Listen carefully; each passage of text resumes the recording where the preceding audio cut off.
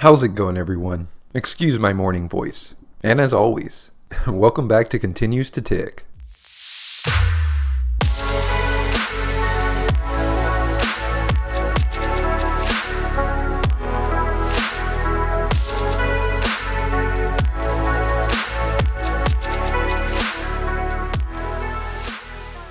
Well guys, time continues to tick. It has been my motto since my very first video, going back to August 25 of 2020. And do I even have to say it? A lot has changed since then. Oh gosh. I know for me, and I can only imagine for you, it seems like the only constant since that time to now is just that.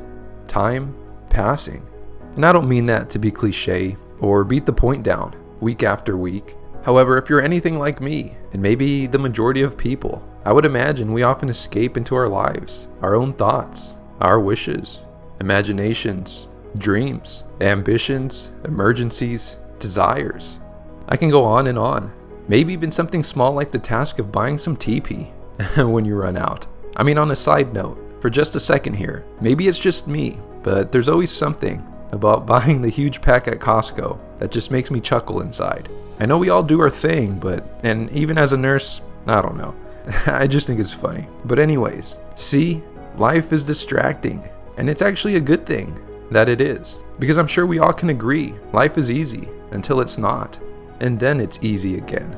And because of that, it's hard to remember the now, the today, this moment right here. So just as these videos do for me, I hope they also provide you a moment to just remember and reflect on what matters to you. So use this moment to remind you of today, the now. Cause well, whether you're ready or not, no matter, the crazy holiday season and planning with the crowding of the stores has arrived.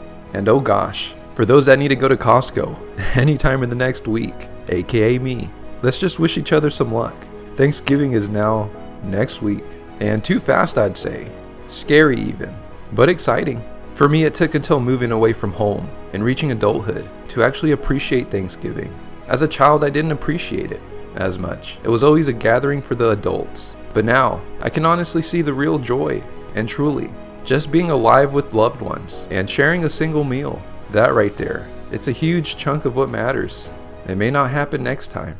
But yes, moving past the quote-unquote life segment, and the scary and exciting idea that we're only now 7 weeks from ending the year. I counted so you don't have to. Your small welcome for the day.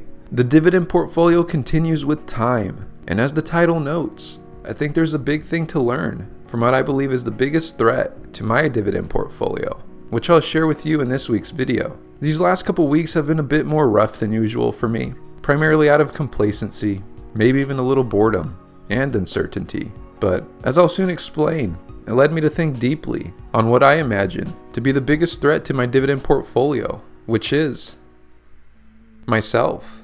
And don't get me wrong, there are a multitude of things that may not go our way in our day-to-day lives that impedes our success, regardless of a dividend portfolio goal or any other goal that we have for ourselves. Limitations exist due to the many variations, potentially in health, physicality, intellection, interests, chance, or available opportunity. With this said, some time ago you may remember, I uploaded a video on my experience with teleworking, and let me tell you, I loved it. So much so I wished to do my current job from home, if able to. So I kept putting energy into the possibility of finding a new job where I would be. But after spending a lot of time and energy with this idea, it was finally this last week where I came to the realization that although that job does exist, at least for the time being, it'd be unwise for me to leave what I currently have building at my current employer, although I'd love the thought so much of teleworking.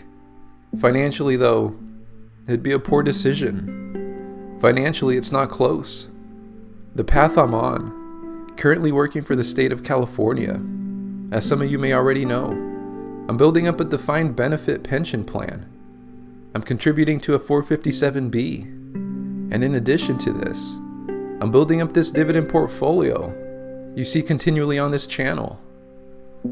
In short, with this plan, staying with my current employer, just staying this course, I have a comfortable and guaranteed retirement waiting for me at the age of 50, and not a day later. No. But no such guarantee exists if I switch jobs. So there is more risk.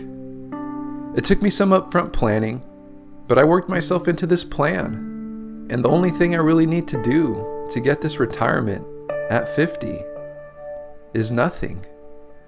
Just do nothing. Simple enough, right? Not quite. I only say this all because I truly feel it relates to the dividend portfolio, as this plan is also long, with the rewards far away.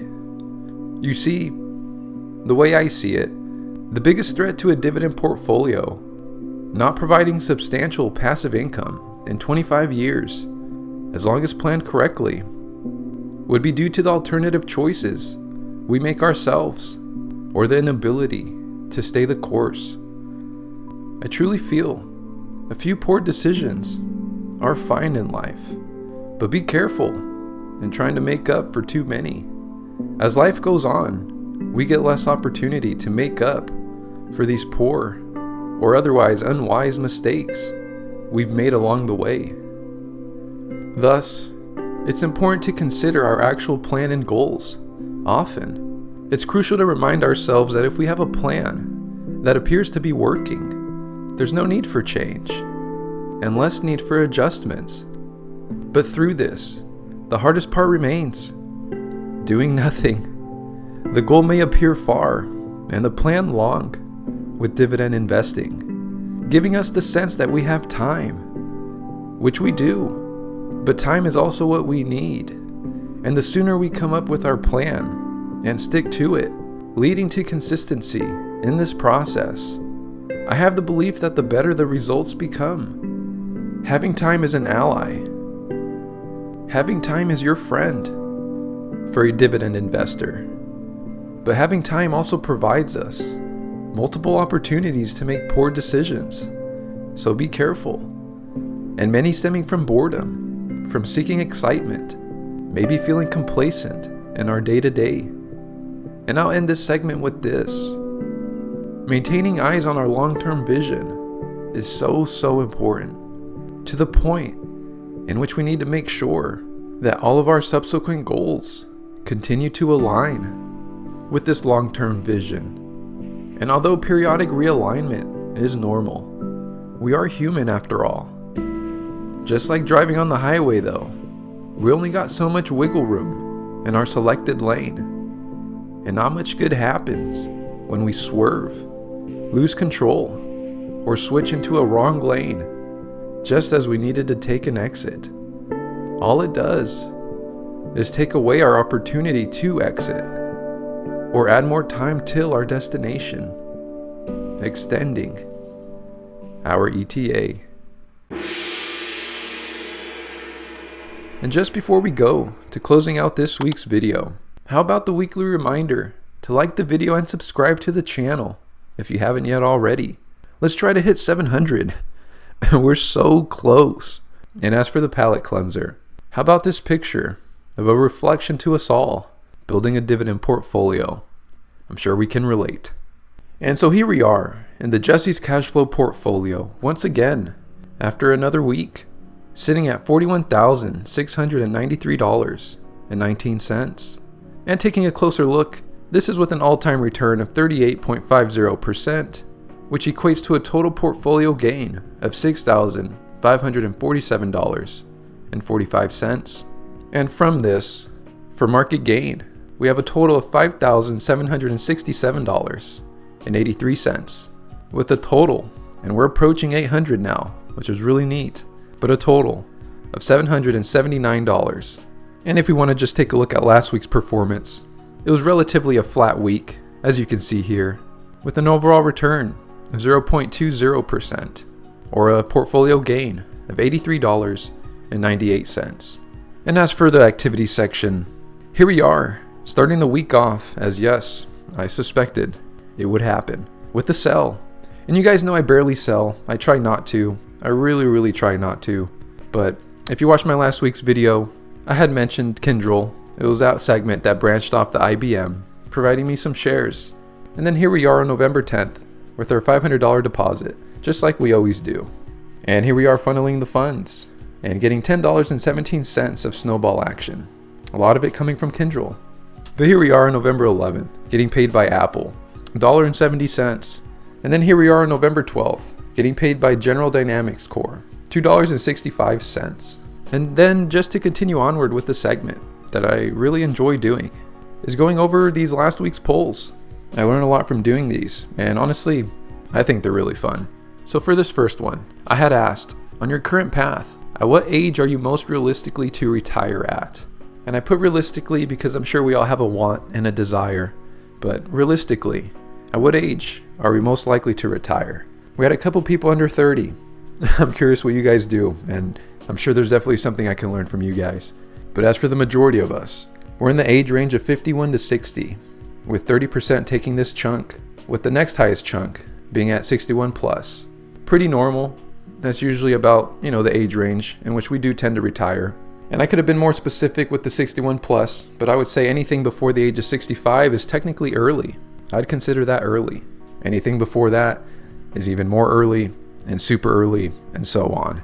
But as for me, as I've mentioned it before, realistically, as long as I can stay on this course and not allow myself to be the biggest barrier by switching up my path, making alternative decisions, I should realistically, at the age of 50, be done. And just to go down below here, I really appreciate the engagement.